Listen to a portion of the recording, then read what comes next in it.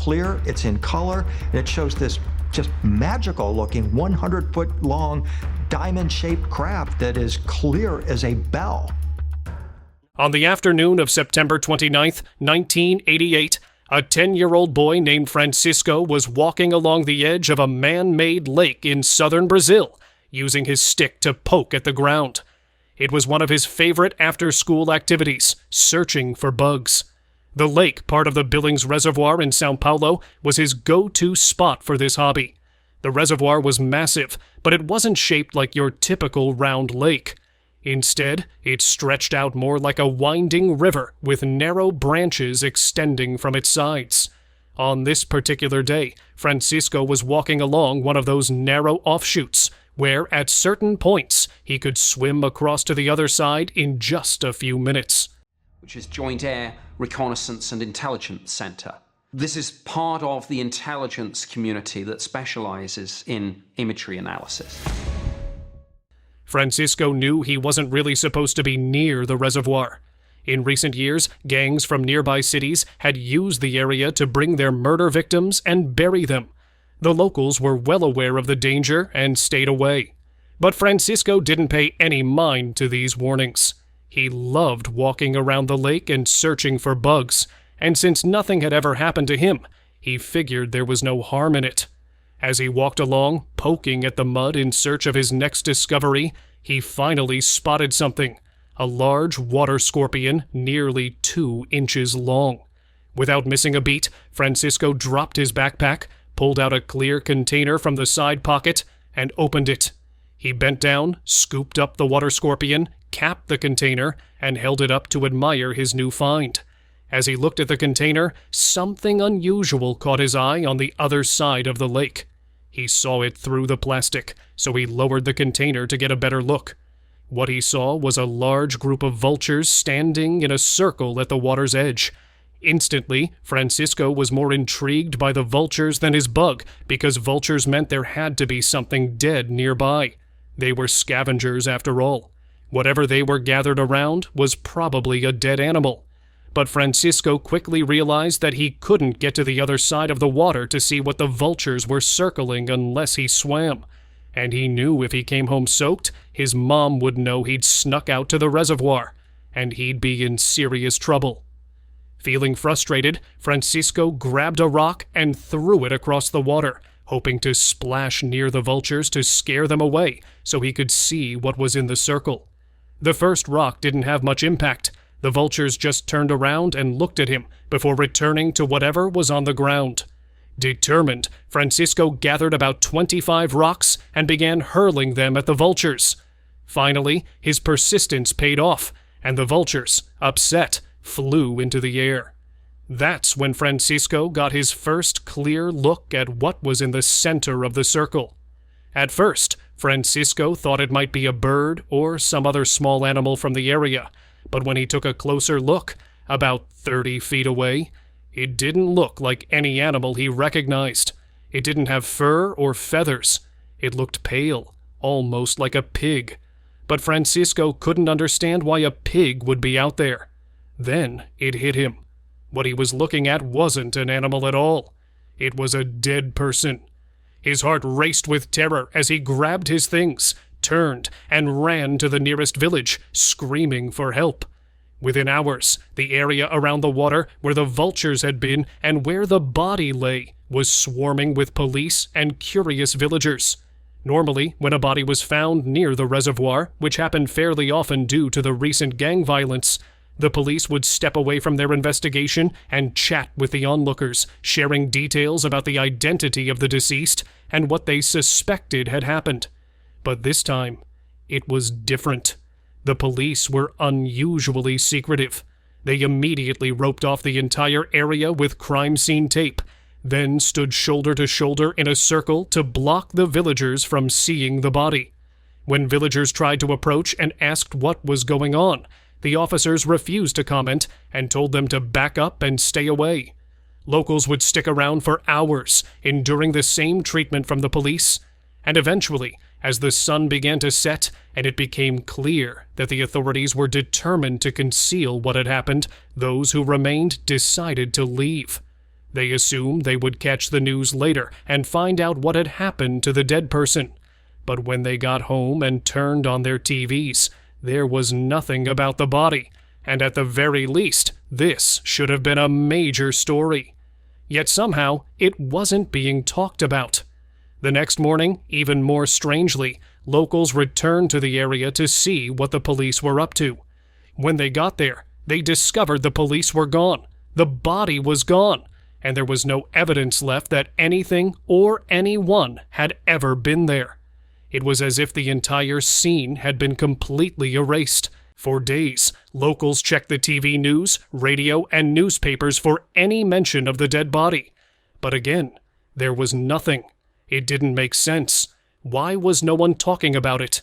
With no official information available, a rumor began to spread among locals that the body belonged to a fisherman who had gone missing 3 days before Francisco discovered him.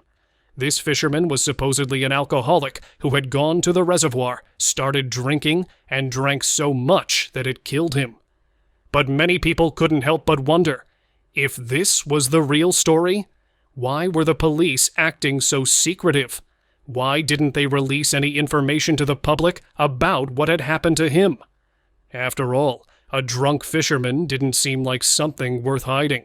The police's behavior didn't match the situation, and yet these questions went unanswered. Weeks passed with no new information, no news coverage, and even the most skeptical villagers who thought something odd was going on eventually gave up and moved on. Then, 6 years later, in 1994, someone from the Brazilian government, whose identity remains unknown, decided the secret couldn't be kept any longer. They gathered up photos and an autopsy report they weren't supposed to have, and secretly handed them over to the media. Once these documents were published, it became immediately clear that the man found in the reservoir in 1988 wasn't a drunk fisherman who drank himself to death, nor was he the victim of gang violence. Instead, it seemed his death might have had something to do with the paranormal. The northwestern state of Alaska remains one of the most remote and unexplored regions in the U.S. It's a land full of awe and mystery, but also great danger, with around 2,500 people disappearing there each year. One particular settlement, located far to the west of the state, has become the focal point for some of the strangest disappearances.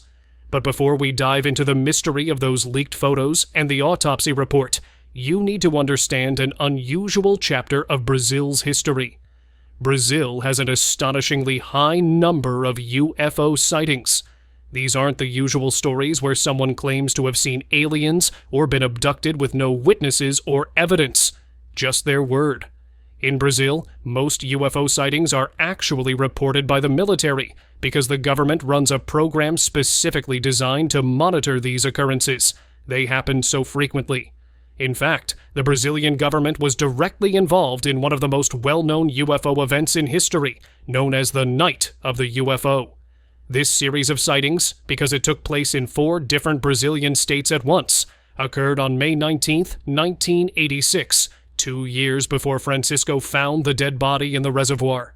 On that evening in 1986, around 8:15 p.m., an air traffic controller at São Paulo's International Airport noticed 3 red lights hovering in the sky. The controller reported the sighting and asked, "What are these things?" But no one had an answer. At the same time, people across Brazil, unaware of the situation in São Paulo, began reporting similar strange lights in the sky. Many of these reports came from military personnel and government officials, which made the event even more significant. The government, alarmed by the widespread sightings, scrambled fighter jets to investigate and, if necessary, shoot down the objects. But when the jets got close, the lights would move away instantly.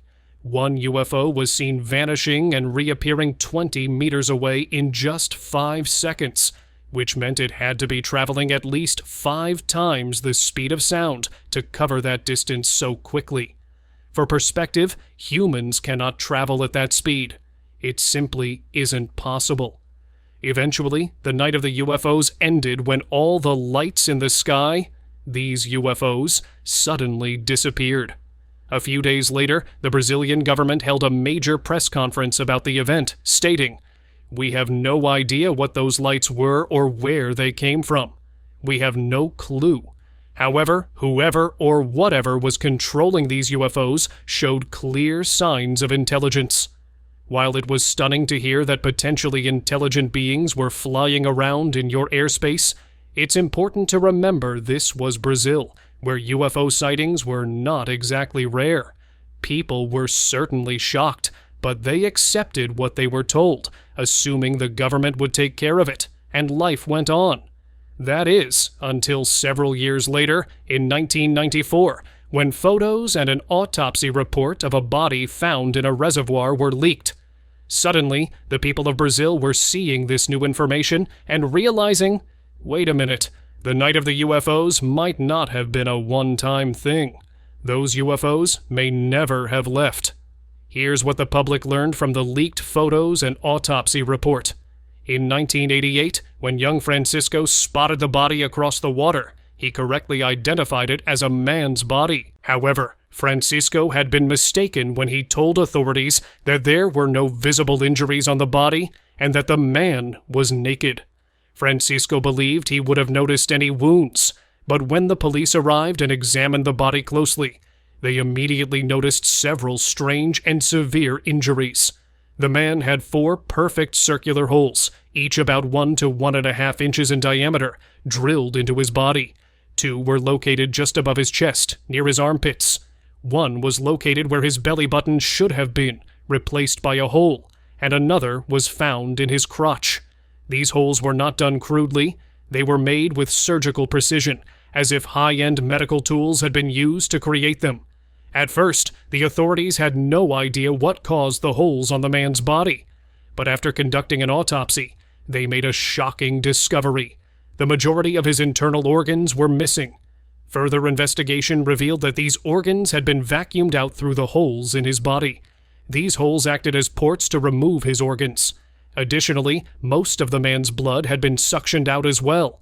But that wasn't all. One of his ears had been removed, one of his eyes was gone, and the lower part of his face was also missing. All of these cuts appeared to be made with surgical precision. However, the most chilling detail found in the autopsy report was something that wasn't immediately obvious unless you examined it closely. It concerned the man's vagus nerve.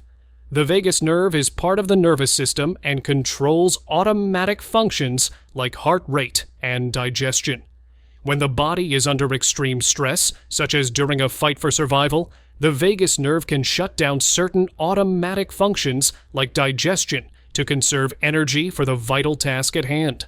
In this case, the autopsy revealed that the man's vagus nerve went into overdrive at the moment of his death. This suggests that he was likely alive while his face was being surgically removed, while holes were drilled into his body, and while his organs were being vacuumed out. The pain from these horrific procedures likely became so unbearable that his vagus nerve shut down his heart. It wasn't the injuries that killed him, but rather the overwhelming pain that caused his body to shut itself down in an attempt to stop feeling it. So you might be wondering how the dead man in the reservoir, the leaked photos, and the autopsy report tie in with the UFO sightings that occurred 2 years earlier.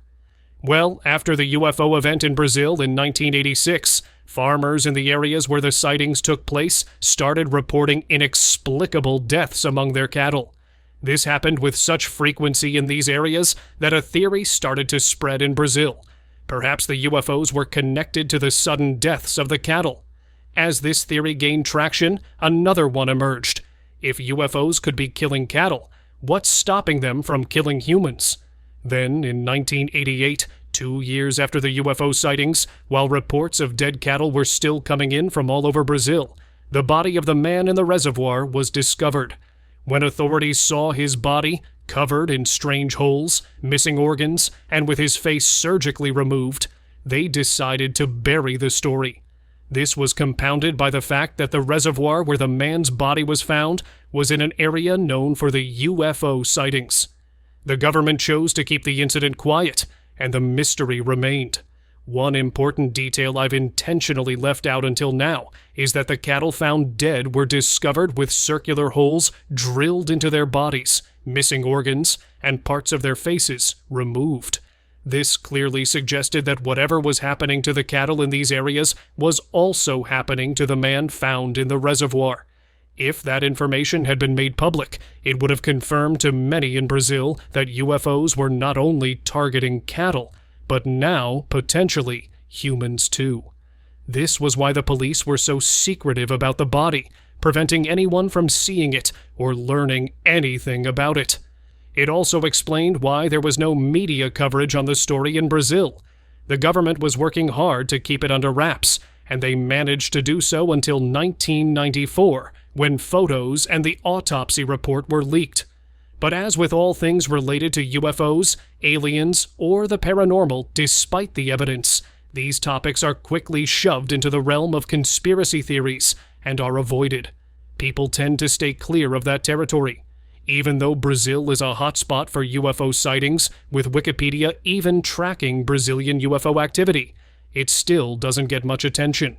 However, if you're interested, there's an incredible amount of information available online about what's happening in Brazil. At the very least, it's a fascinating rabbit hole to explore. Of the Calvine photo on my wall for the last year. As soon as this photo was released to the public, people went crazy. It was a big deal. Now let's move to another mystery. In 1990, a photo was taken near Calvine, Scotland, that would become one of the most intriguing pieces of UFO history. This photo, known as the Calvine UFO photo, was kept classified by the UK Ministry of Defence for 32 years, until its release in 2022. It's often referred to as the Holy Grail of UFO sightings by enthusiasts, and its declassification sparked a major conversation about UFOs, their authenticity, and government secrecy. But now that we have it, the question remains, is it real, or is it a hoax? The image itself shows a diamond-shaped object in the sky hovering above a hilly landscape. In the background, you can see a plane, thought to be a Harrier jet, flying near the object. It's a still, clear picture that raises immediate questions. The photo was initially taken by two hikers who were out on a walk when they witnessed a strange craft. The UFO remained stationary in the sky for several minutes, long enough for the hikers to pull out their camera and take several pictures of the object. They later handed over the negatives to a local newspaper, which then passed them on to the Ministry of Defense. The photo was classified, and the hikers, along with the story, disappeared from the public eye. To this day, there has been little information released about the hikers themselves or why they faded from the spotlight. Now, let's dig into the photo itself and the ongoing debate surrounding its authenticity. The first thing that stands out is the object itself. Described as being around 100 feet long, the UFO appears to be diamond-shaped. The shape and size are consistent with what some witnesses and experts claim they've seen in other UFO reports. The photo itself shows clear details of the object, with its bright top and darker bottom casting a shadow on the ground.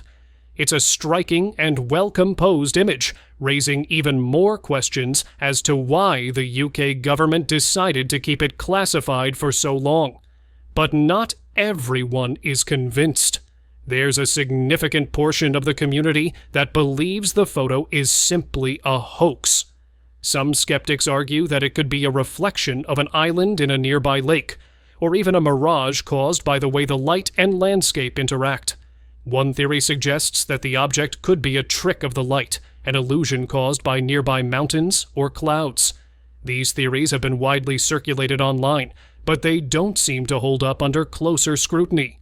For one, there's no body of water near where the photo was taken, ruling out the reflection theory. If this was a reflection, you would expect some variation in color between the water and the sky, but that's not the case in the photo. The shadow of the object also doesn't line up with the idea of a reflection.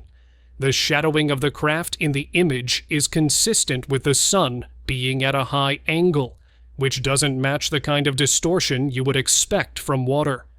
As for the mountain theory, it also doesn't quite work. If the object were a mirage caused by a distant mountain or clouds, the plane in the photo would be inside the clouds and not visible. This is one of the major flaws with the theory. The plane is clearly visible in the photo, flying just behind the object, which makes the mirage explanation unlikely. Then there's the theory about the United States' secret Aurora program. The Aurora is said to be a secret military project, possibly involving a high-speed aircraft that could explain the strange object in the photo. Why would two men, who could have easily capitalized on such a rare piece of evidence, suddenly vanish from the public eye? What happened to them? Were they threatened, or did they simply lose interest in the whole thing? These unanswered questions only fuel the speculation surrounding the photo. Do you think it's a UFO, or could it be something else entirely? The debate is far from over, and the questions surrounding the Calvine UFO photo will likely keep us thinking for years to come. Thanks for watching and subscribe for more.